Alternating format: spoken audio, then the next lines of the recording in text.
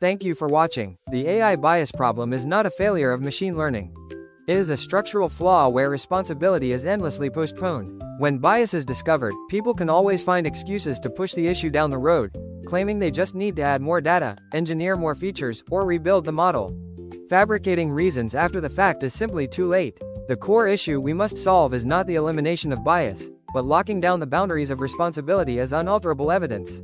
Today, I will explain the system design necessary to resolve this never-ending bias problem.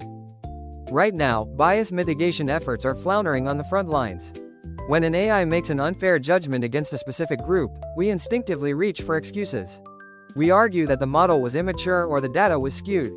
We then tweak the algorithms and repeat the training cycle.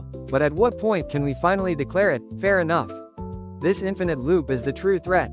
Because no finish line is drawn to halt observation and establish responsibility, both accountability and victim relief remain hopelessly vague, leaving the problem suspended in midair.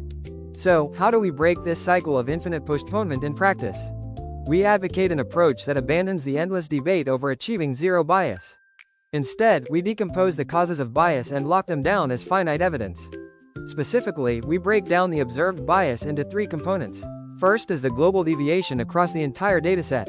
Second is the recurring deviation caused by systemic distortions. And third is the remaining deviation that simply cannot be explained. We call this the residual. The scope of responsibility we must manage is strictly limited to this final residual.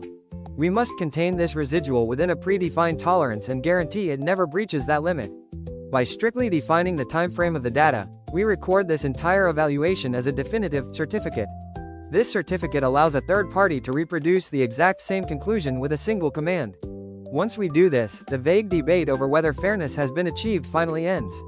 We can shift the conversation to a foundation of verifiable facts. Exactly what kind of bias remains, and exactly how much. The point is not to chase the impossible goal of completely erasing bias just to excuse past failures. It is to clearly declare the upper limit of acceptable bias and lock it down up front through an unchangeable evaluation procedure. That is the absolute minimum condition to take true responsibility for AI bias. This has been the Ghost Drift Mathematical Institute. Thank you, and see you next time.